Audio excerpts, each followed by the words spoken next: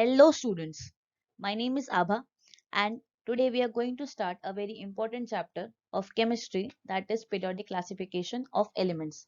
अब ये जो चैप्टर है ना ये काफी important है, ठीक है। अगर आपको आगे इनऑर्गेनिक के चैप्टर्स अच्छे से समझने हैं तो आपको इस चैप्टर को थरो करना बहुत जरूरी है, ठीक है। अब इस पर्टिकुलर लेक्चर में हम दो चीजें सीखेंगे। पहले हम सीखेंगे कि what was the need of the classification of elements, कि एलिमेंट्स को क्लासिफाई क्यों करा गया, क्या जरूरत थी भाई, ठीक है। एंड सेकेंड चीज हम लिखेंगे कि what are the historical significance about the classification of element, मतलब ऐसे कौन लोग हैं जिन्होंने एलिमेंट की क्लासिफिकेशन की and on basis of what, ठीक है। Now we'll see what was the need of the classification. Now you know that everything around us is made up of elements. अब इनिशियली जो है ना काफी कम एलिमेंट्स पता थे लोगों को। There were hardly 31 elements discovered, फिर धीरे धीरे और आए जैसे कि 63 आया। अब आपको पता है कि हालत ऐसी है कि हमारे अराउंड में देयर आर 118 एलिमेंट्स। अब इनमें से कई सारे एग्जाम्पल्स आप अपने आंखों के सामने स्क्रीन पे देख रहे हो। अब इन एलिमेंट्स का प्रॉपर क्लासिफिकेशन जरूरी था, वरना इन 118 एलिमेंट्स को इंडिविजुअली पढ़ना, उनकी प्रॉपर्टी स्टडी करना would have been very difficult. So हमने यहाँ पे कंक्लूड क्या किया, the need of the classification was to make the study of the properties of the elements more easily or more conveniently. अब हम डिस्कस करेंगे कि what are the historical aspects, ठीक है। The first person to classify the elements was Dobereiner and Dobereiner के law को बोला जाता है डोबेराइनर्स लॉ ऑफ ट्रायड। अब इन्होंने किया क्या, थोड़ा सा जरा इसे समझने की कोशिश करते हैं। अब इन्होंने क्या किया कि तीन एलिमेंट्स ऐसे जिनकी केमिकल प्रॉपर्टीज काफी सिमिलर हैं, ठीक है, उनके ग्रुप बनाए और इस ग्रुप को बोला ट्रायड। अब इस ग्रुप में भी आप डिसाइड कैसे करोगे कि कौन सा एलिमेंट फर्स्ट, कौन सा सेकंड, कौन सा थर्ड। अब इसको क्या किया उन्होंने, ये सारे एलिमेंट्स को अरेंज किया in the increasing order of the atomic mass, मतलब पहले वो एलिमेंट आएगा जिसका एटॉमिक मास सबसे कम है और लास्ट में वो आएगा जिसका एटॉमिक मास सबसे ज्यादा है, ठीक है। अब ऐसा करने पे मिला क्या, अब ऐसा करने पे मिला कि जो मिडल एलिमेंट का एटॉमिक मास है ना, that is approximately equal to the average of atomic mass of the other two element, ठीक है। अब इस पॉइंट को थोड़ा ज्यादा अच्छे से समझने की कोशिश करते हैं बाय टेकिंग वन एग्जांपल। तो फर्स्ट एग्जांपल हमारे सामने है। The first example is very famous, it is of lithium, sodium and potassium. Lithium का जो एटॉमिक मास है दैट इज 7, सोडियम का 23 एंड पोटेशियम का 39। अब अगर आप लिथियम का मास और पोटेशियम के मास को ऐड करेंगे, ठीक है, और फिर उसको डिवाइड बाय 2 करेंगे तो the answer is coming as 23, ठीक है। तो जैसे कि आप देख रहे हो कि 23 is approximately the same atomic mass of sodium, ठीक है। तो क्या ये तीन एलिमेंट्स जो कि एक ट्रायड में हैं, क्या इस लॉ को सेटिस्फाई कर रहे हैं? यस, इस लॉ को सेटिस्फाई कर रहे हैं। These three elements are following the Doberan's law of triad. अब सेकेंड एग्जाम्पल देखेंगे। The second example we have is of calcium, strontium and barium.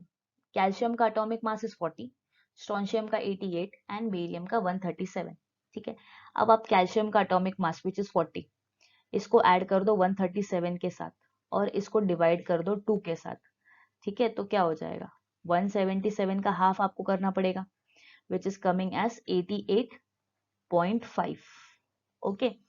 तो 88.5 आप देख रहे हो that it is approximately equal to the atomic mass of the strontium. अब third example देखेंगे। The third example is of chlorine, bromine and iodine. Chlorine का mass is 35.5, bromine का 80 and iodine का 127। अब क्लोरीन का मास जो है दैट इज 35.5, इसको ऐड करेंगे हम 127 के साथ, ठीक है, और फिर उसको डिवाइड बाय 2 करेंगे, ठीक है। अब क्या हो रहा है, इसका जो एडिशन आप करोगे दैट इज कमिंग अराउंड 162.5, ठीक है, और हम इसको डिवाइड करेंगे बाय 2 तो आंसर कितना आ जाएगा, the answer is something around 81.25, जो कि हम बोल सकते हैं कि अप्रोक्सीमेटली सेम है टू दैट ऑफ ब्रोमीन, ठीक है। बट अब क्वेश्चन ये अराइज होता है कि क्या ये क्लासिफिकेशन सक्सेसफुल था? The answer is no, that it wasn't applicable for all the triads. ये बहुत ही कम एलिमेंट्स के लिए एप्लीकेबल था। ठीक है, इसके लिए इस क्लासिफिकेशन को डिस्कार्ड कर दिया गया।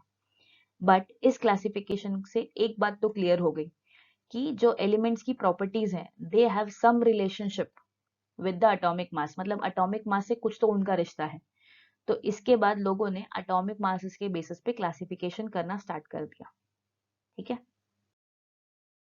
अब डोबेराइनर के बाद जो नेक्स्ट पर्सन आया क्लासिफाई करने के लिए, द नेम वाज न्यूलैंड।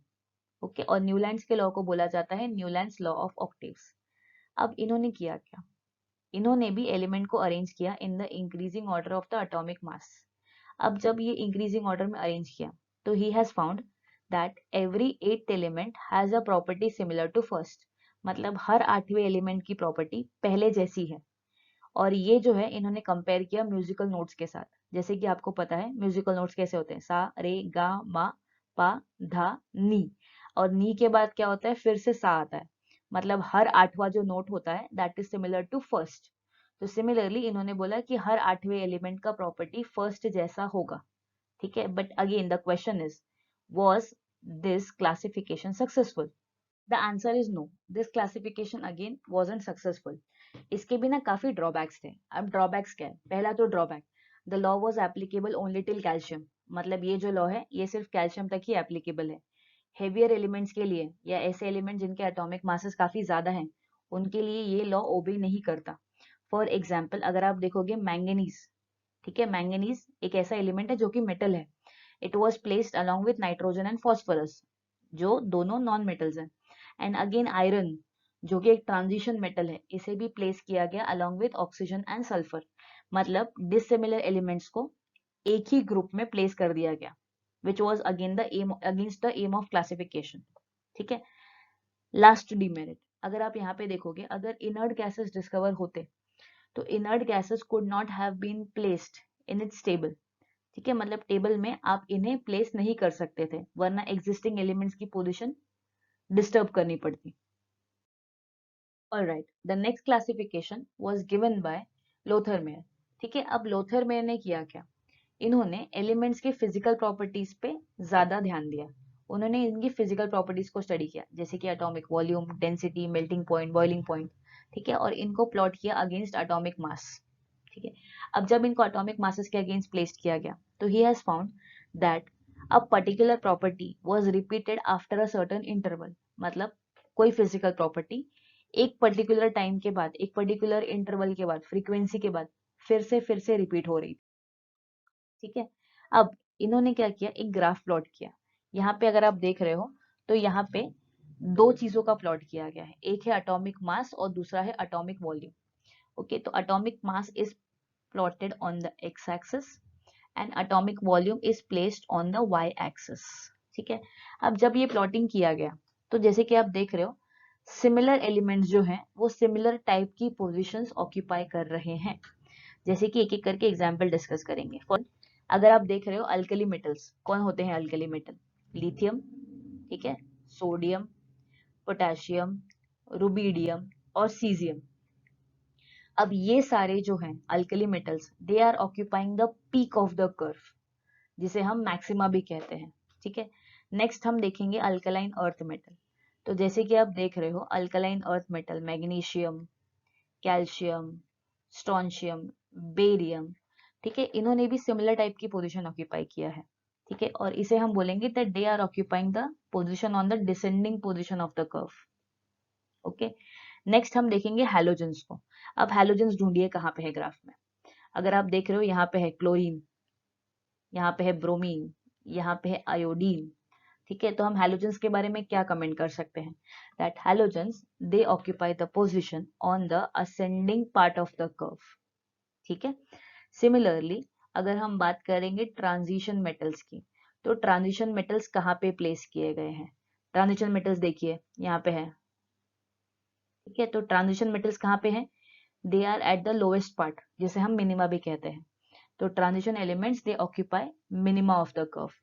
ठीक है, तो दिस वाज लोथरमेयर्स कर्व, जिन्होंने बोला कि अगर आप फिजिकल प्रॉपर्टी को प्लॉट करोगे अगेंस्ट एटॉमिक वेट तो आपको कर्व्स मिलेंगे। ठीक है, और उन कर्व्स में जो एलिमेंट्स हैं, सिमिलर एलिमेंट्स हैं, वो सिमिलर टाइप की पोजीशन को ऑक्यूपाई करेंगे। Now the next classification was given bye Mendeleev. ठीक है, अब मेंडलीव ने क्या कहा? मेंडलीव ने एलिमेंट्स को अरेंज किया in the increasing order of the atomic masses.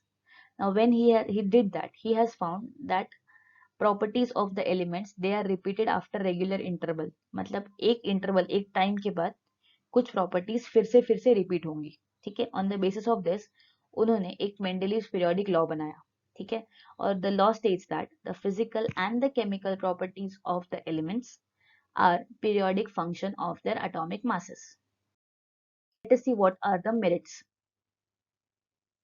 पहला मेरिट ये है कि इन्होंने एक अच्छा बकायदा टेबल बनाया जिसे मेंडलीव्स पीरियोडिक टेबल कहा जाता है, जिसमें दो टाइप के अरेंजमेंट है। ठीक है, एक है हॉरिजॉन्टल रोज और दूसरा है vertical columns. Okay, vertical columns को क्या कहा जाता है? ग्रुप्स। एंड हॉरिजॉन्टल जो रोज हैं उन्हें कहा जाता है पीरियड्स। ठीक है, next, he has placed elements having similar properties together। मतलब ऐसे एलिमेंट जिनकी प्रॉपर्टी काफी सेम है, ठीक है, उन्हें साथ में प्लेस किया गया। फॉर एग्जाम्पल, आयोडीन की एटॉमिक मास जो है वो टेलुरियम से कम है। ठीक है, लेकिन फिर भी आयोडीन को प्लेस किया गया along with fluorine, chlorine, bromine. क्यों? बिकॉज आयोडीन की प्रॉपर्टीज इन तीनों एलिमेंट्स की जैसी आती है। They all comprise of halogen.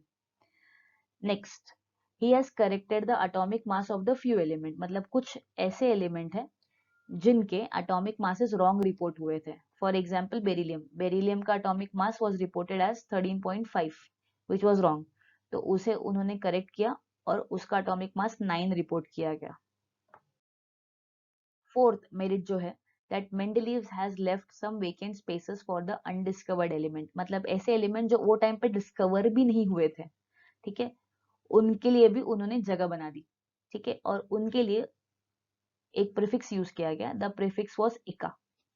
ठीक है, तो सिमिलरली इक्का बोरॉन, इक्का एल्यूमिनियम, इक्का सिलिकॉन, ऐसे करके 3 जगह छोड़ी गई थी। ठीक है, उन्होंने क्या बोला कि फ्यूचर में कुछ एलिमेंट्स ऐसे आएंगे बट जिनको यहाँ पे प्लेस किया जाएगा इस खाली जगह में। ठीक है, और इन्हें बाद में जब ये डिस्कवर हुए तो इन्हें नाम दिया गया स्कैंडियम, गैलियम एंड जर्मेनियम। ठीक है, और मजे की बात यह है कि इन 3 एलिमेंट्स की प्रॉपर्टीज वही आई जो मेंडलीव ने प्रेडिक्ट किया था। अब नेक्स्ट मेरिट जो है वो क्या बोलता है कि इनर्ट गैसेस जो है ना वो मेंडलीव के पीरियोडिक टेबल में प्लेस कर सकते थे। ठीक है, without disturbing the position of the existing elements. मतलब एग्जिस्टिंग एलिमेंट्स को बिना यहाँ वहां किए इनर्ट गैसेस को प्रॉपरली प्लेस किया जा सकता था। अब कुछ डीमेरिट्स देखते हैं। ठीक है, पहला डीमेरिट क्या है मेंडलीव का कि hydrogen is not having a proper position. ऐसा क्यों? बिकॉज हाइड्रोजन की जो प्रॉपर्टी है that is similar to alkali metals as well as halogen. ठीक है, तो कंफ्यूजन ये है कि भाई इसे प्लेस कहाँ करें एग्जैक्टली। ठीक है, सेकंड डीमेरिट जो है, अब सेकंड डीमेरिट ये है कि आइसोटोप्स को प्रॉपर पोजीशन नहीं दी गई। ठीक है, अब ऐसा क्यों? अब क्या है isotopes? Isotopes are the atom of the same element which have same atomic number but different atomic mass number। For example, अगर ऑक्सीजन की बात करेंगे तो ऑक्सीजन के 2 आइसोटोप्स अगर मान लें तो एक है O16 और एक है O18। तो जैसे कि आप देख रहे हो दोनों के एटॉमिक मासेस अलग हैं, एक का 16 है एक का 18 है। तो कायदे से अगर आपने अरेंजमेंट एटॉमिक मासेस के हिसाब से किया है, ठीक है, तो दोनों को पोजीशन देनी चाहिए थी। ठीक है, क्योंकि दोनों के एटॉमिक मासेस अलग है। बट अब यहाँ पे अगर आप देखोगे तो दोनों एटम ऑक्सीजन के ही हैं। ठीक है, अब सिंस एलिमेंट सेम है तो उनकी प्रॉपर्टी सेम होगी, और अगर प्रॉपर्टी सेम है तो क्या उन्हें अलग जगह देने की जरूरत है टेबल में? जी नहीं।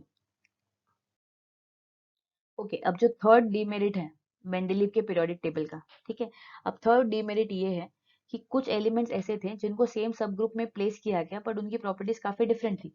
For example, manganese was placed along with halogens. ठीक है, और इनकी प्रॉपर्टीज में बहुत ज्यादा फर्क है, ऑलमोस्ट जमीन आसमान का फर्क है। मैंगनीज जो है वो एक ट्रांजिशन मेटल है, वेर एज हैलोजन जो है वो क्या है, वो सारे नॉन मेटल्स हैं और वो डायटोमिक गैसेस है। ठीक है, तो इनकी प्रॉपर्टीज में इतना फर्क होने के बावजूद उन्हें सेम सब ग्रुप में प्लेस किया गया। Fourth demerit, there was a wrong order of atomic mass. ठीक है, अब इनका आइडिया क्या था कि एलिमेंट को प्लेस करेंगे इन the increasing order of the atomic mass. ठीक है, मतलब पहले वो एलिमेंट आएगा जिसकी एटॉमिक मास कम हो और बाद में वो एलिमेंट आएगा जिसकी एटॉमिक मास ज्यादा हो। ठीक है, बट यहाँ पे अगर आप देखोगे तो कोबाल्ट का एटॉमिक मास कितना आ रहा है?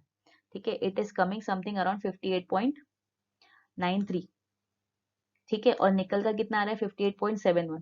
ठीक है, अब कायदे से होना क्या चाहिए था, निकल को पहले होना चाहिए था और कोबाल्ट को बाद में।